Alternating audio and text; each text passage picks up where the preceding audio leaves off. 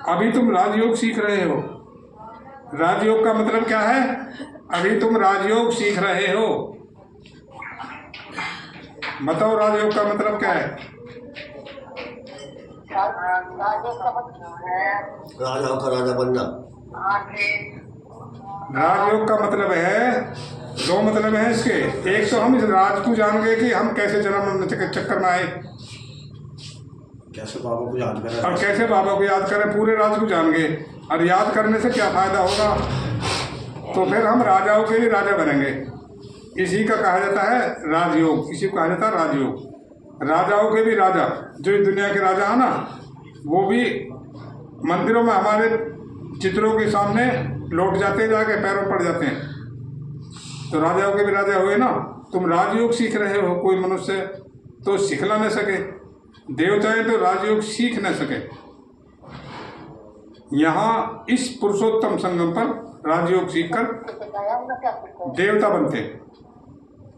अभी तुम बच्चों को अथाह खुशी होनी चाहिए। हमने अभी 84 का चक्र पूरा किया है। बाप कल कल आते हैं। बाप खुद कहते हैं यह बहुत जन्मों के अंत का जन्म है। श्री कृष्ण तो सतयुग का प्रिंस था ना, वही फिर 84 का चक्र लगाते हैं। शिव बाबा तो 84 के चक्र में नहीं आएंगे ना। श्री कृष्ण की आत्मा ही सुंदर से शांत बनती है। यह बातें किसको भी किसको भी पता नहीं है इसका। तुम्हारे में भी नंबरवार ही जानते हैं, सब नहीं जानते। माया बहुत कड़ी है, किसको भी छोड़ती नहीं है। बाप को सब मालूम पड़ता है। माया ग्रह एकदम हप कर देती है। यह बाप अच्छी रीति जानते हैं। ऐसे नहीं समझो बाप कोई अंतर्यामी है, नहीं। बाप सभी की एक्टिविटी को जानते हैं। उसके लक्षणों से पता कर देता है बाबा को कि इसके लक्षण ऐसे तो ये ऐसा होगा। समाचार तो आते हैं ना।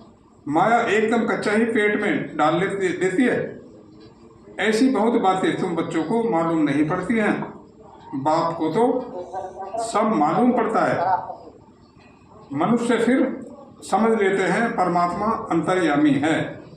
बाप कहते हैं मैं अंतर्यामी नहीं हूँ। फिर चलेगी, गायब होगी। प्रूव करने में बहुत अच्छी चीज चलन करते हैं। इसलिए बाप घड़ी घड़ी बच्चों को खबरदार करते हैं। माया से संभालना है ना। फिर बाप समझाते हैं तो भी बुद्धि में नहीं बैठता है। काम महाशत्रु है, मालूम भी न पड़े कि हम विकार में गए हैं। ऐसे भी होता है। इसलिए बाप कहते हैं कुछ भी भूल आदि होती है तो साफ बता दो, छुपाओ मत, नहीं तो 100 गुना दंड पाप बढ़ जाएगा।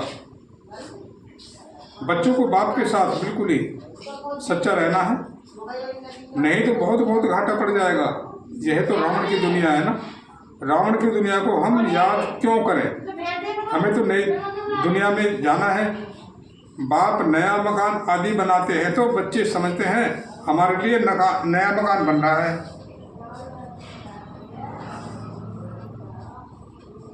खुशी रहती है ना। यह तो बेहद की बात है। हमारे लिए नई दुनिया स्वर्ग बन रहा है। अभी हम नई दुनिया में जाने वाले हैं। फिर जितना बाप को याद करेंगे उतना ही गुलगुल बनेंगे। हम विकारों के वश हो कांटे बन पड़े हैं। तुम बच्चे जानते हो जो नहीं आते हैं वह तो माया के वश में ही हो गए हैं। बाप के पास है ही नहीं, ट्रेटर बन गए हैं, पुराने दुश्मन के पास चले गए हैं। ऐसे ऐसे बहुतों को माया हप कर लेती है। कितने खत्म हो जाते हैं। बहुत अच्छे अच्छे हैं जो कहकर जाते हैं हम ऐसे करेंगे ऐसे करेंगे, हम तो यज्ञ के लिए प्राण भी दे देंगे। आज वह है ही नहीं। तुम्हारी लड़ाई है ही माया के साथ। दुनिया में यह कोई भी नहीं जानते कि माया से लड़ाई कैसे होती है। शास्त्रों में फिर दिखाया है देवता असुरों की लड़ाई। देवता और असुरों की तो लड़ाई होती नहीं है, वहाँ होते ही नहीं असुर। फिर कौरवों और पांडवों की लड़ाई हुई। कोई से पूछो यह तो बातें शास्त्रों में कैसी है। देवताएं तो अहिंसक होते हैं, वह होते ही हैं सतयुग में। वह फिर क्या कलयुग में लड़ने आएंगे? कौरव और पांडव का भी अर्थ नहीं समझते हैं? शास्त्रों में लिखा हुआ है ना, अभी पढ़कर सुनाते रहते हैं। बाबा की तो सारी गीता पढ़ी हुई है ना। जब यह ज्ञान मिला तो विचार चला कि गीता में यह लड़ाई आदि की बातें क्या लिख दी है। श्री कृष्ण तो गीता का भगवान नहीं है, इनके अंदर बाप बैठा था ना, तो इन द्वारा उस गीता को भी छुड़वा दिया। जो दुनिया वालों की गीता है उसको छुड़वा दिया। तो अभी बाप द्वारा कितना सोचना मिला है। आत्मा को ही सोचना होता है ना, तब बाप कहते हैं अपने को आत्मा समझो और बेहद के बाप को याद करो। भक्ति में तुम याद करते थे ना, कहते थे आप आएंगे तो हम बलिहारी जाएंगे, परंतु वह कैसे आएंगे और कैसे बलिहारी जाएंगे यह थोड़े ही समझते थे। अभी तुम बच्चे समझते हो जैसे बाप है वैसे हम आत्मा भी हैं। बाप का है अलौकिक जन्म। तुम बच्चों को कैसे अच्छी रीति पढ़ाते हैं।